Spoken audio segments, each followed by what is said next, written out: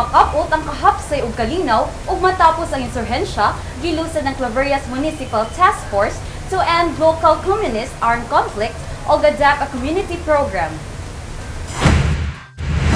Niadtong adlaw nga Miyerkules, Abril 14, 2021 sa sitio Kalaan, Barangay Minalwang, Lungsod sa Claveria, Misamis Oriental. Kini gitambungan sa nagkalain-laing nga mga opisyalis sa ahensya sa nasyonal sama sa PCO o representative, PIA 10, DA 10, DSWD 10, TESDA 10, DILG 10, 58th IB of Philippine Army, 4th Infantry Division, 403rd Brigade, 402nd Brigade, NEDA 10, Ulticon Builders Incorporated, PCA 10, DPWH 10, ug NCIP Misamis Oriental. Ang dakong kalihukan gitambungan sab ni Governor Bambi Imano, kauban sila Municipal Mayor Honorable Meraluna Abrucar, kinsa chairperson sa MTF-LCAC, hingoog City Vice Mayor Honorable Peter Onabia, mga sangguniang panlalawigan board member, pipila kasakop sa MODHA, mga dato ug bae gikan sa Gaunon Tribe Indigenous People nga mga kani former rebels nga giuluhan ni Barangay Minalwang IPMR Dato Joe Pilo Pinaandil, inubanan sa Barangay Minalwang Chairman Honorable Rick Mansangkagan.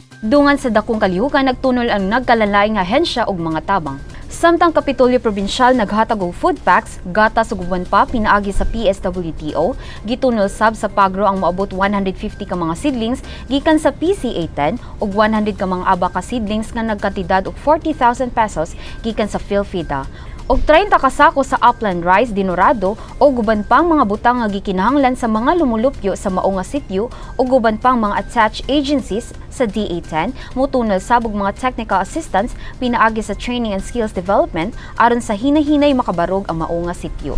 Sa dugay nga mga katuigan nga wala na puhi ang mga lugara tungod sa kagubot nga dala sa mga komunista sa New People's Army, nahimo kini nga abandonado nga dapit sulod sa unom ngadto sa 7 ka mga katuigan. Aron mas mapahugot ang pagpatuman sa LCAC program sa lungsod, kabahin sa seguridad, gipasalig sa Philippine Army ang tabang pinaagi sa pagtukod ug napulo ka forward bases o detachment sa munisipyo.